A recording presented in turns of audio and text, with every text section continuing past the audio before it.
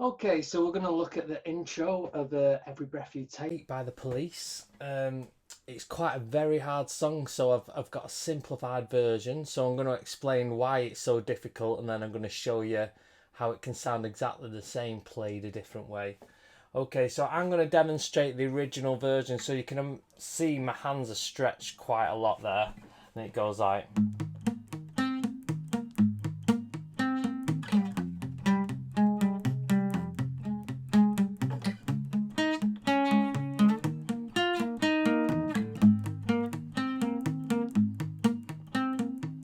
Okay, so that takes a good while to get your fingers stretched like that.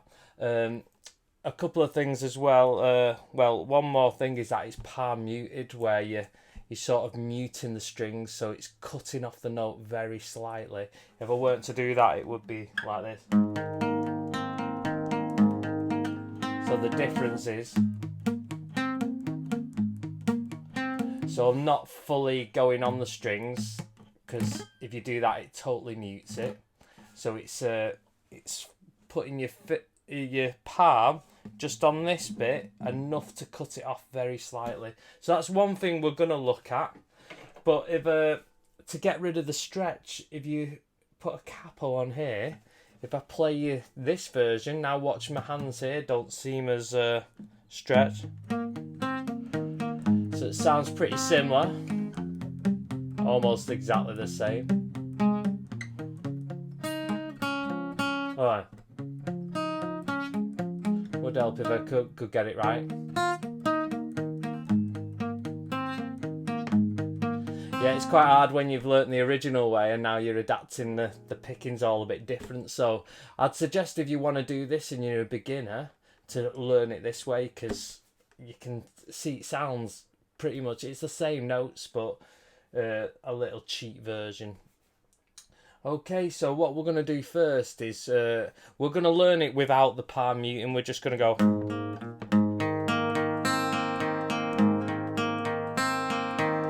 So when we get the song and we learnt it, the very last thing to do is to get the technique and put it on, because you don't want to do too many things at once. So we're going to just look at them chords first. If I show you on the screen. Okay, so we got a G add 9. So it should sound like this. You can take the third finger off if you want. It's only useful that if you're strumming it.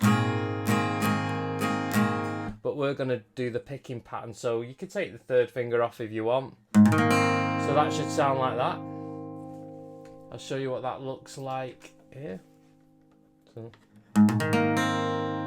we're on capo 1 as well. Okay, so let's go to the second chord, which is an E minor 9.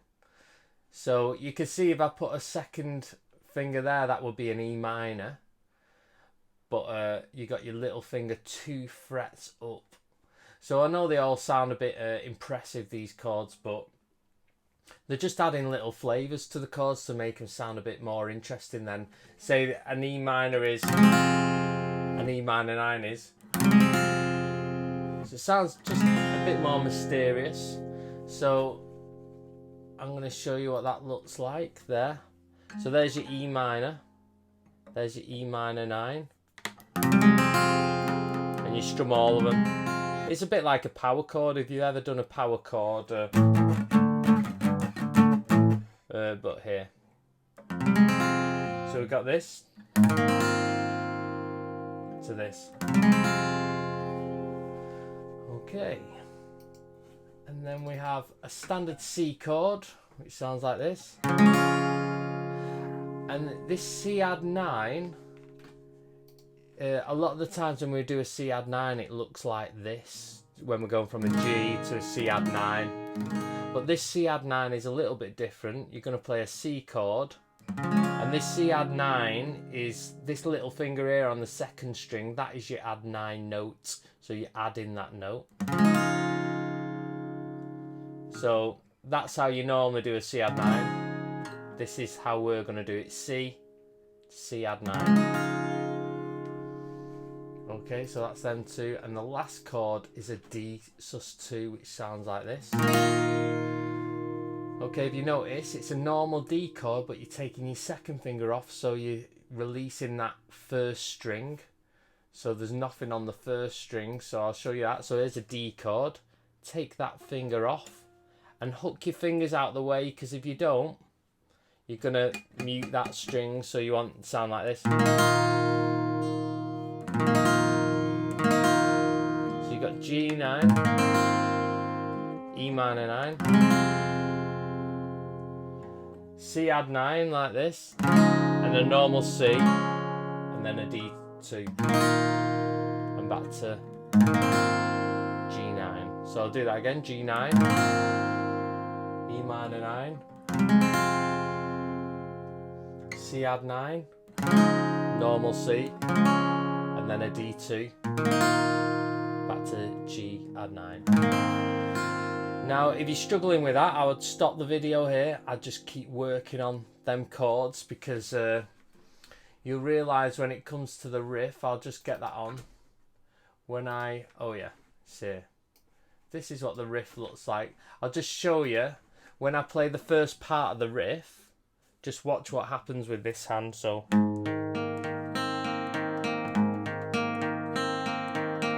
you can see this is really static. This doesn't move.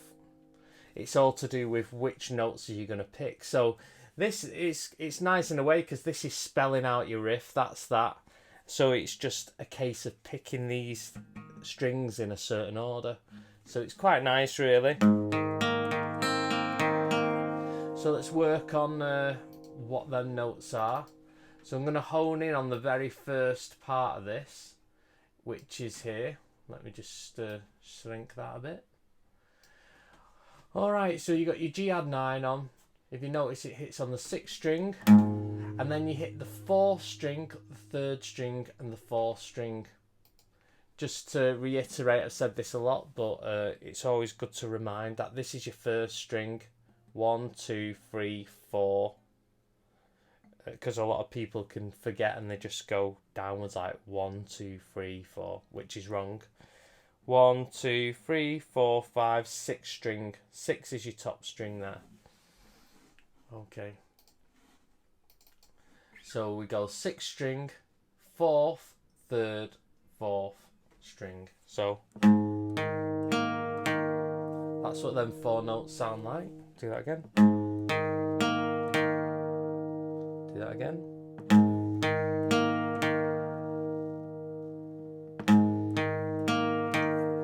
Okay, so the next bit, it's the 2nd string, 3rd string, and 4th string. So it goes. So that should sound like that. So 2nd string, 3rd string, 4th string. So putting that together with the first 4 notes is. And then you're missing one last note, which is that 3rd string. You can see the 2 represents the fact that you're on the 2nd fret there. But you don't need to worry too much about these numbers, because the chord is just giving you them numbers. It's about what string you're on. So the last note is the 3rd string, which should sound like that. So all together.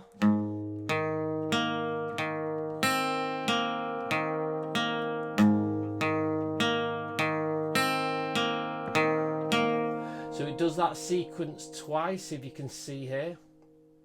Now it doesn't look so daunting now you've gone through it step by step. So you can see twice through that sequence. I'll demo that again.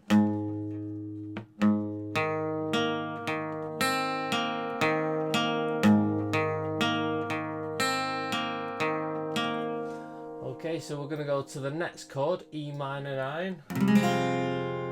So if you can notice, the picking pattern is kind of similar.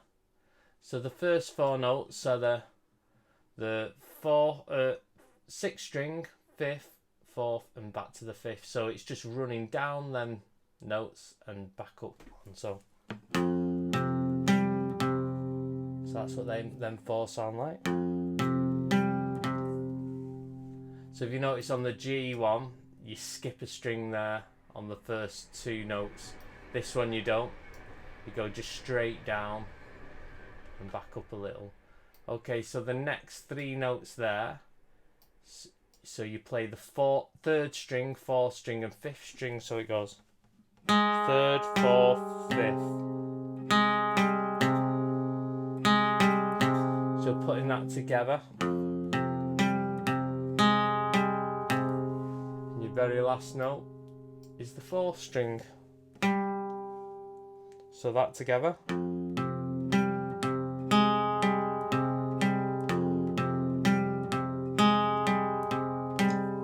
If you notice, it plays that twice. So you can see there's once through, there's twice.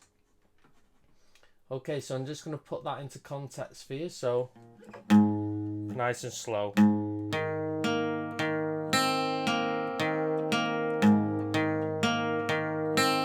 to E minor 9.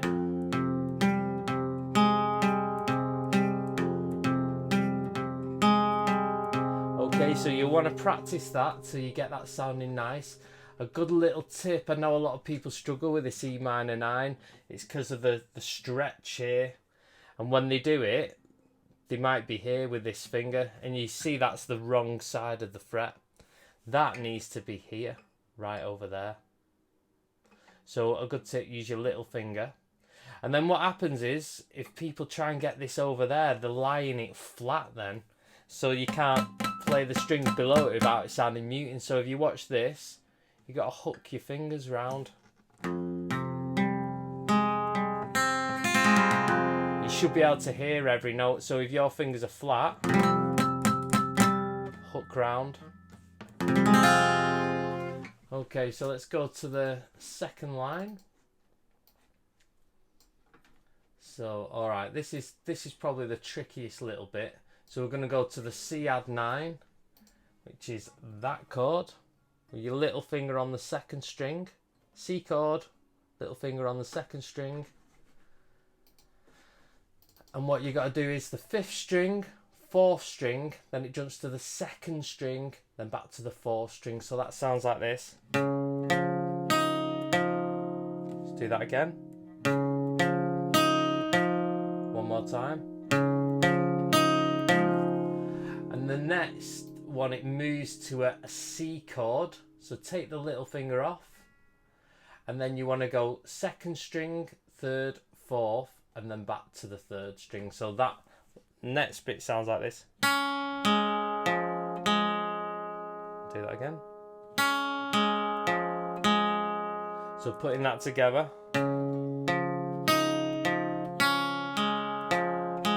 So the trick to that is when to get this little finger going. So you want to start with it on, and then take it off. Okay, so start with it on, take it off. Okay, that's probably the trickiest bit, so if you want to stop there and just work on that. And then the last bit is on the D sus2. So the first bit sounds, and then you run from the 2nd string, 3rd string, 4th string back to the 3rd string. So from this note here on the 2nd string goes. I'll do that again. So the whole of that D sus2 together is. You notice there's a pattern that occurs on every chord, so you do get used to the movement. So putting that C together with that. Oh, in there.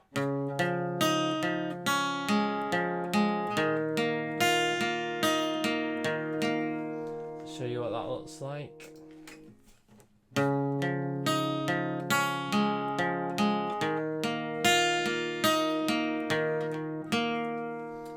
Okay, and then it goes back to the original G add 9. Oh, that should be a double D, sorry for that. So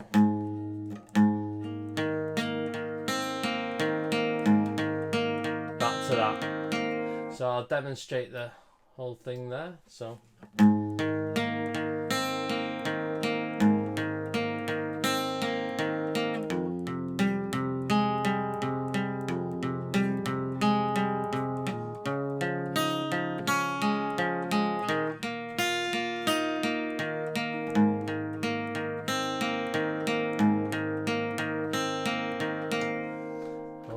me, so hopefully it sounds a little bit like that. Now I'm going to try it with the palm mute now. So I'm placing my palm directly in line with this, just gently on it. So you'll find if you go that much that way, it'll mute it too much. If you do that, you won't hear it. So you got to find, when you're playing, move side to side till you get to the point of it sounding like that. Not like that. Not like that. Just like that. So listen.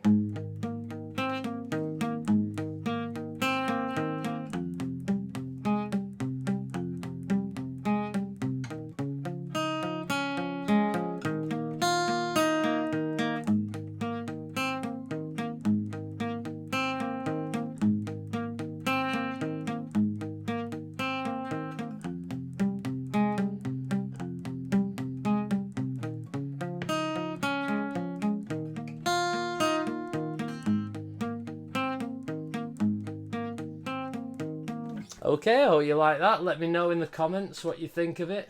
If you're successful with it, it may take a few weeks to really get the grasp of the chords and the picking pattern and the palm muting. So just be patient with it. It's worth it. It's a great song.